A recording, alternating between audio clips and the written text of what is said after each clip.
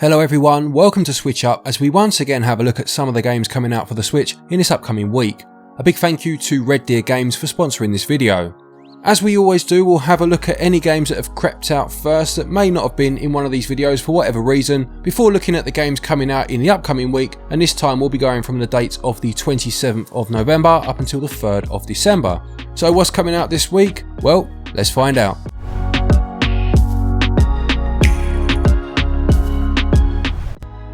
We'll begin by looking at a couple of releases from the sponsor of today's video, Red Deer Games, beginning with their newest release which came out yesterday the 26th of November and is called Little Bug. This is an adventure platformer where you play as a young girl named Nia who finds herself trapped in a dangerous, dreamlike fantasy world and will need to call on the help of her spirit-like companion in order to navigate canyons, ice caves and moonlit deserts, just to name a few, using the physics-based swinging controls between those two characters.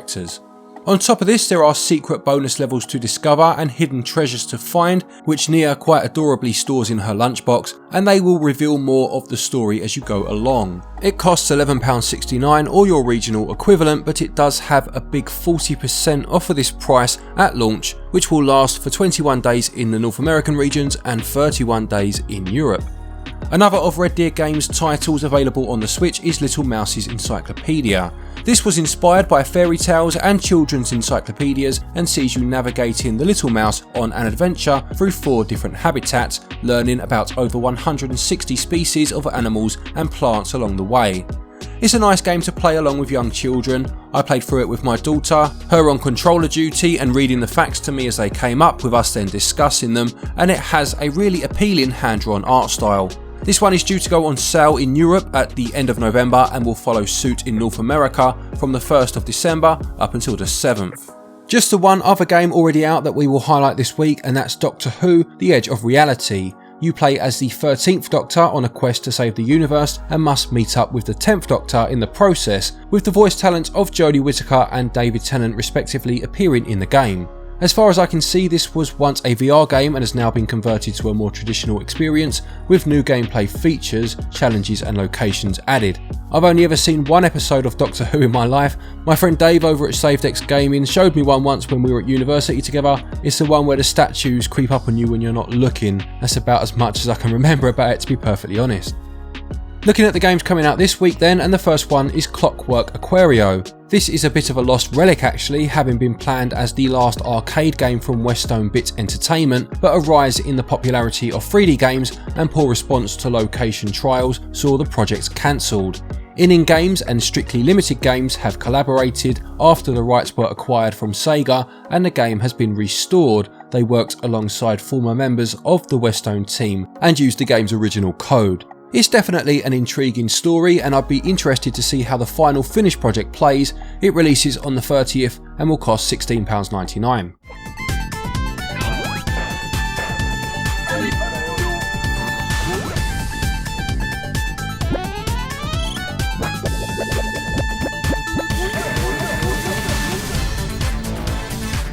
Next game is Beyond a Steel Sky, which is coming via Microids and is a cyberpunk adventure game which released on Apple Arcade and Steam last year. This is actually a follow-up to a game that came out back in 1994 called Beneath a Steel Sky. It was developed by Revolution Software with Charles Cecil, who would go on to make Broken Sword: The Shadows of the Templars, and comic book artist Dave Gibbons, who did the artwork for Watchmen amongst many other things, collaborating on this project. It was a point-and-click game and received critical acclaim upon its release. This new one is set 10 years after the events of the first game and again had input from Cecil and Gibbons. You play as Robert Foster, who has vowed to find a child who has been abducted in a brutal attack, with a dark and dynamic world to explore along the way. The Metacritic score is around the 70 mark when it released elsewhere, and it will cost £34.99 and also comes out on the 30th. What the hell kept you? Together, we tracked the missing kid. And nothing in this city was what it seemed.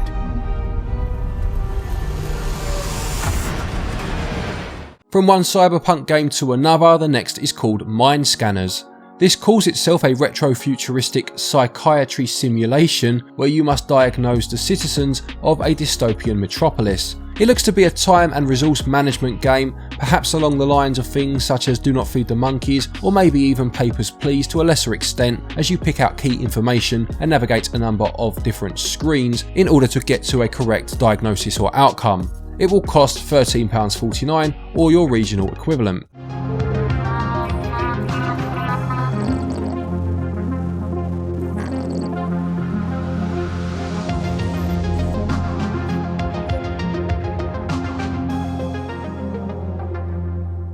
Then we have The Kids We Were, which releases on the 2nd of December and will sell for £12.59, although you can get 20% off of that price up until launch. This is a cinematic adventure game set in Japan towards the end of the Showa era and sees you playing as a young boy on a nostalgic journey through his summer adventures. This released on mobile last year and won a number of awards as far as I can see, and the Switch version includes some new content such as new items to find and a new bonus episode set after the events of the main game. I've never been a huge fan of the voxel art style that this game goes for, but I must say that the game does look very charming, and it reminds me a little of a game that was on the 3DS called Attack of the Friday Monsters, although more in terms of the feeling it emotes rather than anything else. As I said, it is out on the 2nd if you are interested. Coming on the 3rd of December then is Big Brain Academy Brain vs Brain, which is published by Nintendo themselves. This series began on the DS, releasing in either 2005 or 2006 depending on your region, and contained a number of puzzles created in order to measure your brain's mass and see just how clever you are. There were a number of games such as this for the DS, with Nintendo also releasing the Brain Age or Brain Training series, and they all appeared under the Touch Generations brand. The Big Brain Academy series went on to have a follow-up game on the Wii called Wii Degree, and this Switch version now comes out some 14 years later. This new iteration includes 5 categories, being Identify, Memorise, Compute, Analyse and Visualise, and you can play with up to 4 players locally, or you can take it online.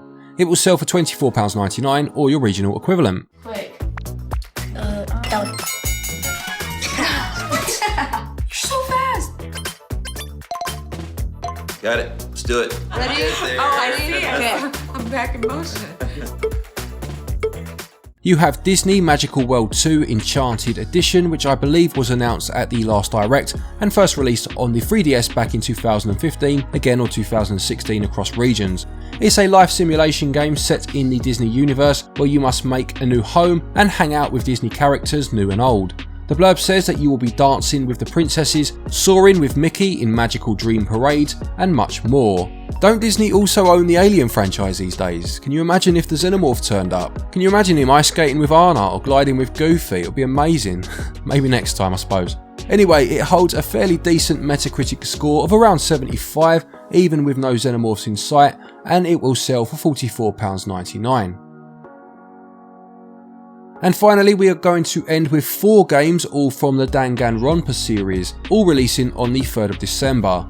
On that day, you will have Danganronpa S Ultimate Summer Camp, Danganronpa Trigger Happy Havoc Anniversary, Danganronpa 2 Goodbye Despair Anniversary, and Danganronpa V3 Killing Harmony Anniversary. Now, I've never played any of these games in the series, but the premise, as far as I understand it at least, has always intrigued me. I believe I'm right in saying that the idea is that high school students are trapped in a game by a bear-like machine where they are forced to kill each other to survive. It has that kind of Battle Royale, Hunger Games, or more recently Squid Game vibe to it in that respect that's just so incredibly morose that it does intrigue me. Perhaps fans of this series could let me know a bit more about it in the comments section. These games all originally came out within the last 10 years, and these anniversary releases include a gallery feature. Price-wise, they vary from £13.49 for Trigger Happy and Goodbye Despair, £17.99 for Ultimate Summer Camp, and £26.99 for Killing Harmony, although they do all have 10% off of their respective prices up until launch. Has been expanded into a standalone game. Danganronpa S Ultimate Summer Camp. An all-star cast of characters from the Danganronpa series will come together to battle at a tropical resort. Who's the strongest of them all? So there you have it, another week of Nintendo Switch releases. Is there anything on this list that interests you? Please do let us know in the comment section below.